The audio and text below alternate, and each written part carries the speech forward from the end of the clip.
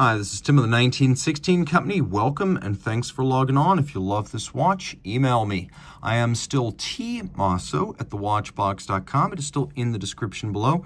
It is still your purchase and pricing email question line for buying this or any watch you see on any of our platforms. Please reach out to me directly. I am Team Mosso at thewatchbox.com for pricing. The original Audemars Piguet Code 1159 launched in 2019, and while the new AP dress watch got good reviews for case design and for the dials of the complications, the standard chronograph and automatic left a lot to be designed, described as austere or anodyne dials. Well, that was fixed with gradient lacquer in 2020, and Audemars Piguet took another step forward with this model line in 2023 by combining a new stainless steel case option with spectacular colored stamped guilloche dials, and that's exactly what we have right here in this Code 1159 automatic. So 41 millimeters in diameter in stainless steel, 10.9 millimeters thick. From lug tip to lug tip, 49.5 millimeters. We have a 22 millimeter spacing between the lugs. And you can see that on my wrist, the watch wears large for a dress watch, but not too large. It's fairly thin, and yeah, it will fit underneath the cuff. Now, the biggest dimension is this 49.5 across the wrist, which is going to be a limiting factor for some. So I recommend this watch for a wrist of 15 centimeters circumference and up. Again, my wrist is 16 centimeters circumference. The strap is a combination of textile on the top and then calf skin on the bottom. So you got this lovely olive green, and there's a monotone stitch. There's a little bit of bolstering to give it some thickness. There's a folded edge. You can see brand new AP factory strap, no crimping, no gouging. On the opposite side, we have these lovely leather strap minders. And we've got a buckle in steel that includes a combination of polish and satin, and then little hexagonal bolts fix it to the strap, which is another reference to the Royal Oak. You're going to find several of them on this watch. Now you can see them again fixing the strap to the case. So, of course, these reference the bolts in the bezel of a Royal Oak, but what I like here is that this is a screw and bar system fixing the strap to the case. A little bit more expensive than spring bars, but also more secure. It's something I love to see on an expensive watch.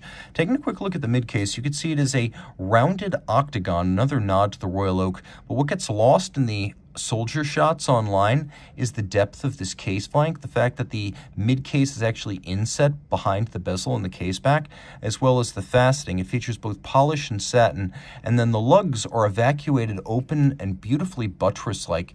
You can see how the wells for the screws have been internally reamed and polished. Then we have this mirror beveling inside of the lugs. You can also see that there's beveling on the inside profiles.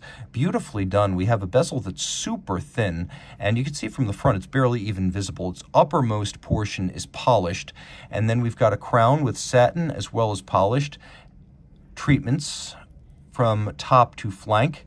It has a knurling that's a pleasure to grip. We have a hacking seconds function, and we have a quick set for the date.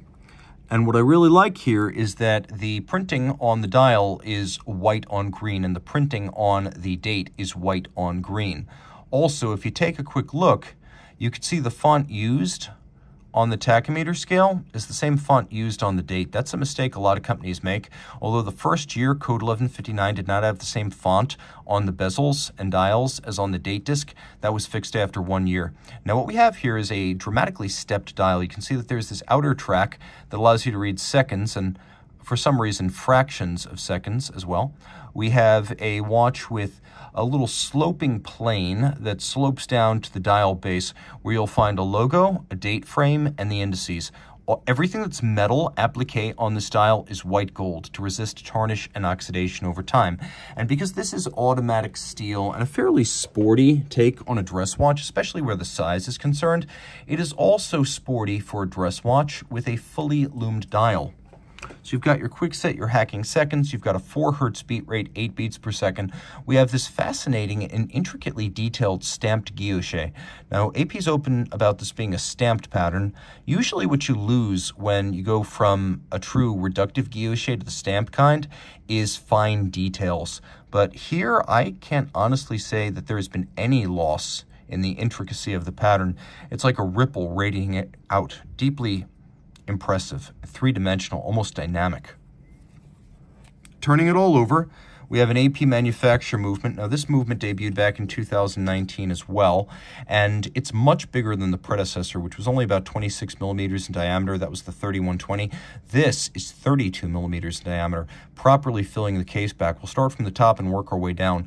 The rotor features ceramic bearings for high efficiency. It has a fully skeletonized and internally beveled structure.